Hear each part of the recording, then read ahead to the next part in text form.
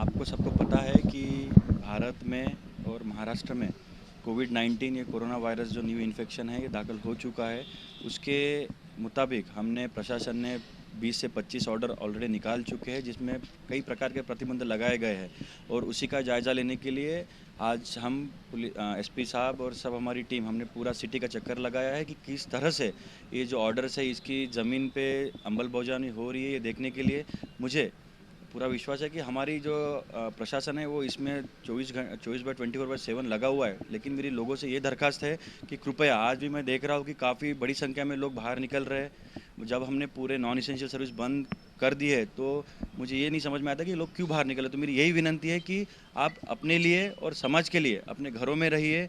31 तारीख तक आपको पता होना चाहिए कि WHO ने कहा है कि भारत भी स्टेज 3 में आ रहा है, जिसका मतलब ये है कि अभी अगर हमने कुछ ख्याल नहीं किए तो हमारे जैसे इटली और यूएस और चाइना में जिस प्रकार से बड़े संख्या में कोविड वायरस का पॉजिटिव मरीज दिखे गए, हमारे भारत में भी हो सकता है। इसलिए मेरी एक ही दरख्वास्त है कि हमने प्रशासन की तरफ से पूरे हमने प्रतिबंधात्मक कार्रवाई कर दी है और आज और कल हमने पूरा 10 सर्विसेज छोड़ के बाकी पूरे बंद है। तो मेरी यही गुजारिश है कि अपने घर पे रहिए, अपने परिवार के साथ अपने घर पे रहिए, खुद को सेल्फ क्वारंटाइन करिए ताकि आपके थ्रू किसी और को ये वायरस ना फैले और किसी और के थ्रू आप में ये वायरस ना आए और हमारा नांदेड़ कोरोना वायरस मुक्त रहे। यही मेरी सबसे गुजारिश है।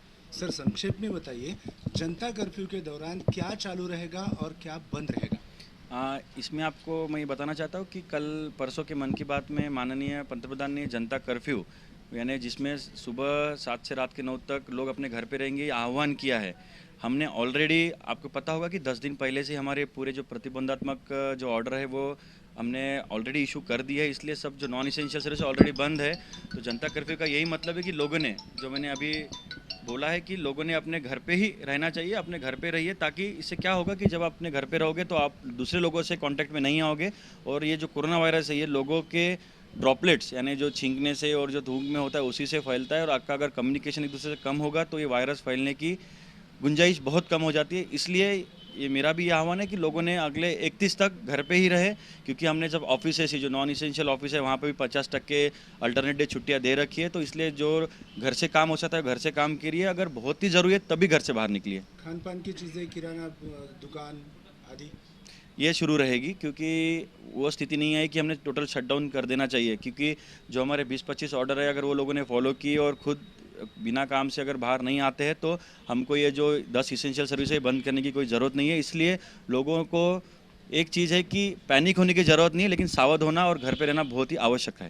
Thank you. Yes sir, thank you. Nanded की जनता इससे पहले भी बहुत अच्छी तरह से उन्होंने लॉ एंड ऑर्डर हो या कौन सा भी इशू हो उसमें बहुत ही अच्छे तरह से उन्होंने सहयोग दिया है। अभी जितने बड़े बड़े लॉ एंड ऑर्डर हुए जैसा ही हमने बोल दिया, प्रशासन ने बोल दिया, तो लोगों ने बहुत अच्छी तरह प्रतिसाद किया है। मैं भी वही बोल रहा हूँ कि कल के लिए हम सब तैयार है। पुलिस डिपार्टमेंट, महसूल डिपार्टमेंट या महानगर पालिका, पूरे शहर में बहुत अच्छी तरह से हम ये मनाएंगे। हर जगह पब्लिक हमको सहयोग देगी और मैं इतना आह्वान करता हूँ कि एक दिन हम अगर उसका अच्छी तरह से कंट्रोल करें, अनुपालन करें, तो अच्छे तरह से हम उसको रोकने को तैयारी रखेंगे। इतना ही मैं बोल देता हूँ। ठीक है सर, थैंक यू सर।